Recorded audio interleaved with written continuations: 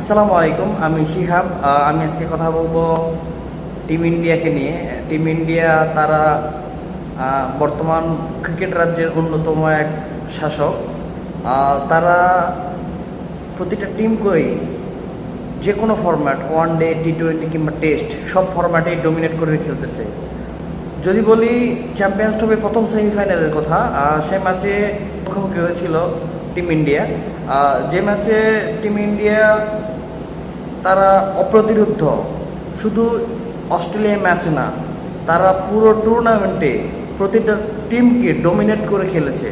তারা এত ভালো পারফরমেন্স করেছে যা সত্যি, আপনি যদি টিম ইন্ডিয়ার ফ্যান নাও হন তবুও তাদের পারফরমেন্স, তাদের টিম কম্বিনেশন, তাদের ম্যাচ উইনিং যে অ্যাবিলিটি, এইগুলো নিয়ে তারা আপনার মন জয় করবে। এটা সত্যি হলো বাস্তব। কারণ টিম ইন্ডিয়া প্রতিটা ডিপার্টমেন্টে তারা বোলিং, ব্যাটিং, ফিল্ডিং, প্রতিটা ইউনিটে তারা ভালো করতেছে। তার প্রতিফল হিসেবে তারা আরও একটা আইসিসি ইভেন্টের ফাইনালে আগামী রবিবার তাদের প্রতিপক্ষ নিউজিল্যান্ড কিংবা সাউথ আফ্রিকা নির্ধারণ হবে। এবার দিন শেষে আমরা চাইব টিম ইন্ডিয়া আরও একটা শিরোপা জিতুক।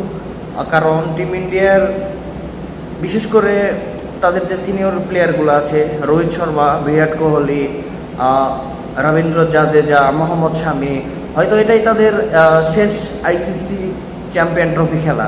কারণ তারা তাদের প্রথম সারির তারা এখন খেলোয়াড়, বাট তাদের নিচে যে পাইপলাইনে এত পরিমাণ প্লেয়াররা মানে দরজায় করা নাড়তেছে যে তাদের জায়গা ছেড়ে দিতে বাধ্য। আপনি বলুন, রোহিত শর্মা এখনও টি-20তে অন্যান্য দেশের ব্যাটসম্যানের থেকে বেটার ব্যাটসম্যান, বাট তারপরেও রোহিত শর্মা টি-20তে জায়গা হয় নাই।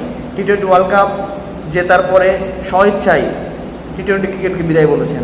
বিরাট কোহলিও একই অবস্থা। ভারত এত প্লেয়ার প্রডিউস করতে পারে যা অন্যান্য দেশে এইগুলা হয় না। কেন হয় না?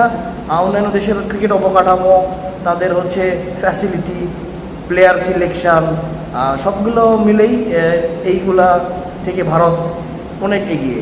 তো যার কারণে তারা প্রতিনিয়ত সাফল্য পাইতেছে, তারা প্রতিনিয়ত ভালো খেলতেছে, প্রতিনিয়ত বিভিন্ন দেশের মানুষের মন জয় করতেছে, তারা ক্রিকেটকে অনেক দূরে এগিয়ে নিয়ে যাইতেছে এবং তারা ক্রিকেট বিশ্বের অন্যতম বড় শক্তিধর, শুধু শক্তিধর না, বড় শক্তিধর।